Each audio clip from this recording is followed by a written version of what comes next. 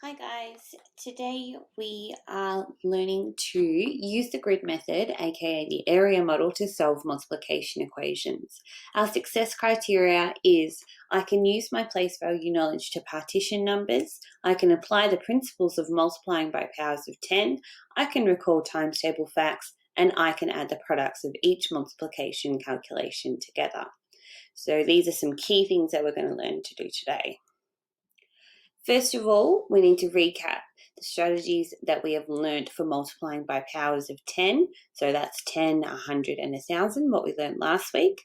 This is a really helpful chart that you can use. Remember that you can always draw your own place value chart when you're trying to multiply or divide by powers of 10. And remembering that you always move the digits to the left when you're multiplying and to the right when you're dividing.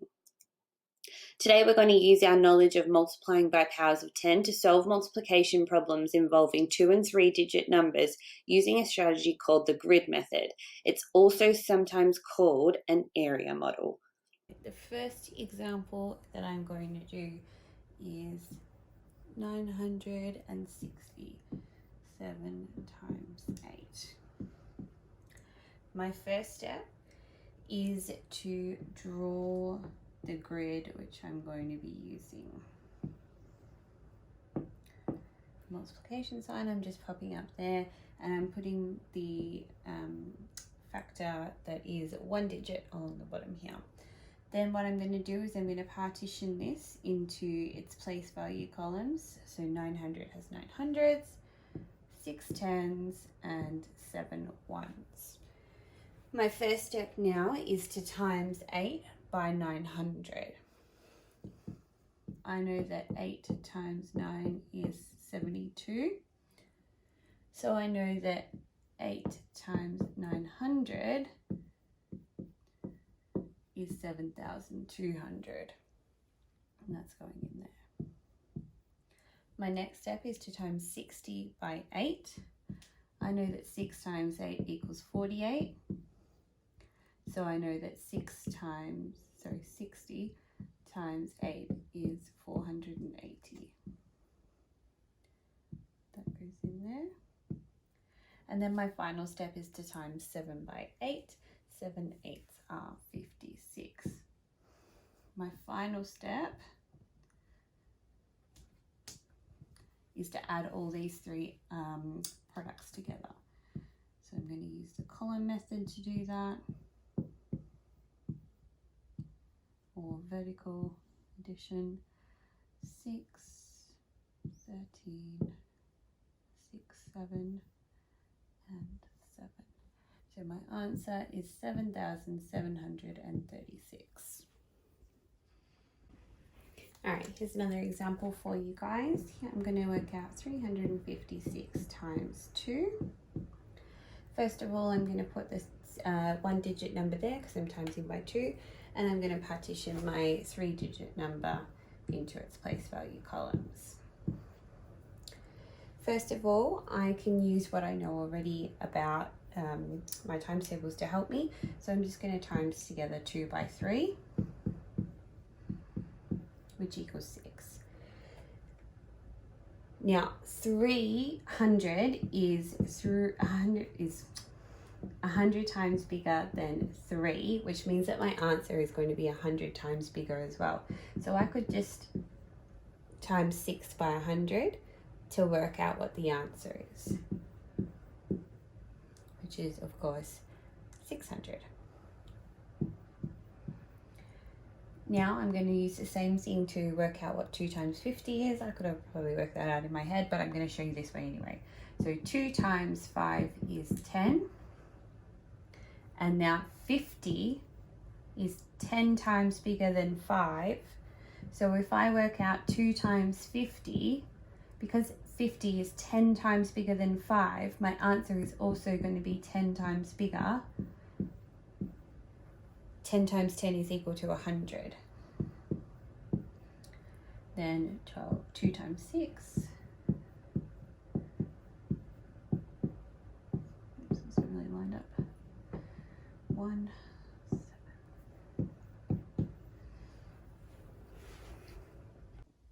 Next example I'm going to show you is 634 times 5.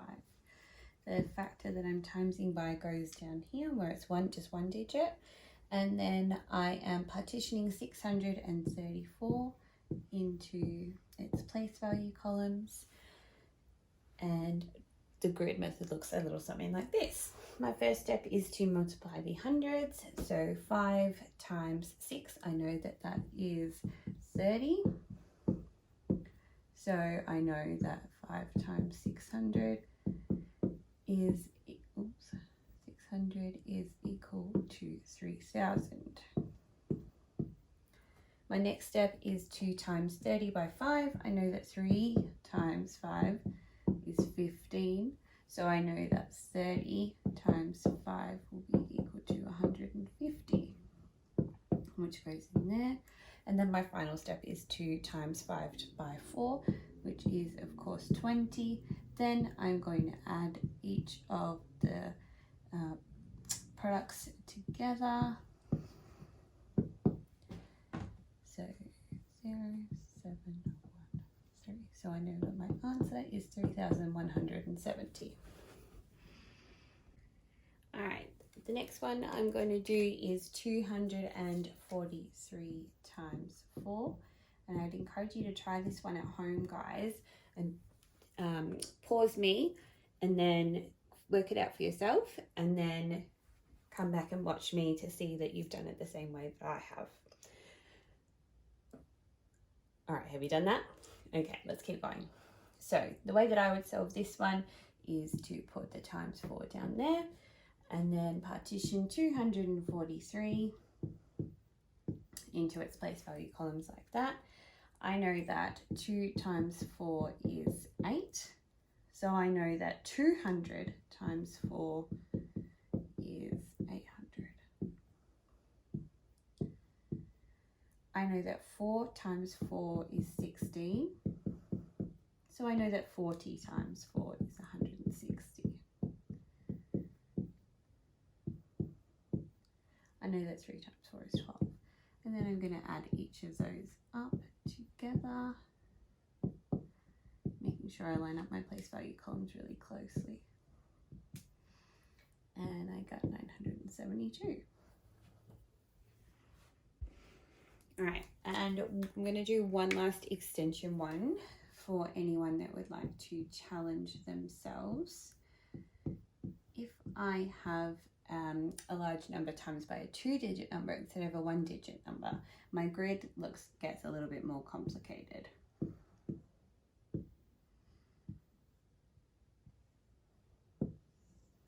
Okay, my bigger number is going to go along here like we were doing before.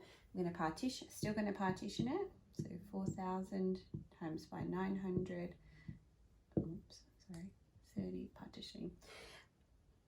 So that's this number. And then I'm going to do the same thing to 66. 66. Okay. And now this is really important that you understand multiplying multiples of 10. I'm going to start off with the column that we already know how to do, and then I'm going to come back to the other one. So I'm going to work out what 6 times 4 is first over here, which is 24. So 6 times 4,000, my answer is going to be 1,000 times bigger, which is equivalent to 24,000. Then I'm going to work out what 6 times 900 is. I know that 9 times 6 is equal to 54. And to work out 900 times 6, it's 100 times bigger, so my answer is going to be 5,400. And then to work out what 6 times 30 is, I'm going to use what 6 times 3 is. And then 30 is 10 times bigger than 3, so my answer is also going to be 10 times bigger, which is equivalent to 1,800 or 1,800. And then 6 times 9 is 54. Yeah, it is. Now, for this top row, when we're timesing the tens number, I still am going to do the same thing. but I'm just going to apply the powers of 10 a little bit differently. I'm still going to work out what 6 times 4 is. We know that that's 24. Now, because 60 is 10 times bigger than 6, and 4,000 is 1,000 times bigger than 4, our number is we're going to first make it 10 times bigger, and then we're going to make it 1,000 times bigger. So it's actually going to end up being 240,000.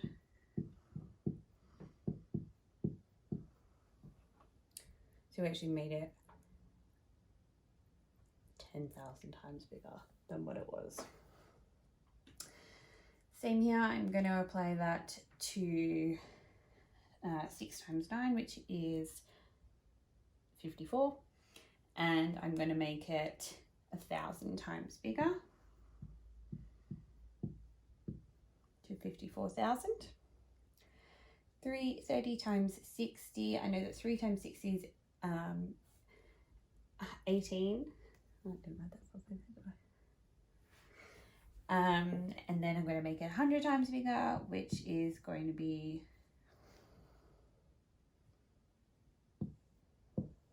1,800, which means I made a mistake earlier. This is how mistakes can happen. Okay, because I wrote 180 before instead of 18.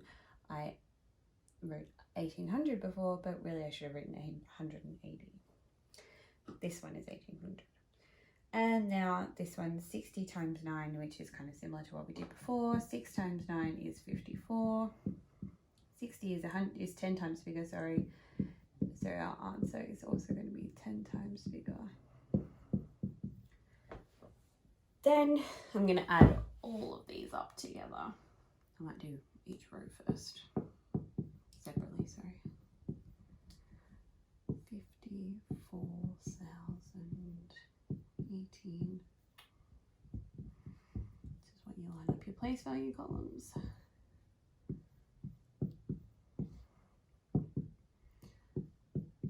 Oops.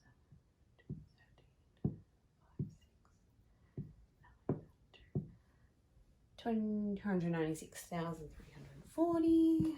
This side is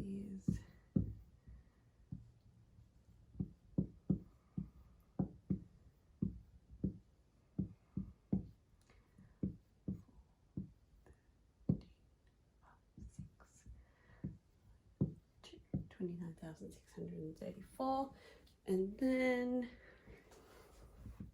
I'm going to add both up these two final answers. 340. Why did I write that so big?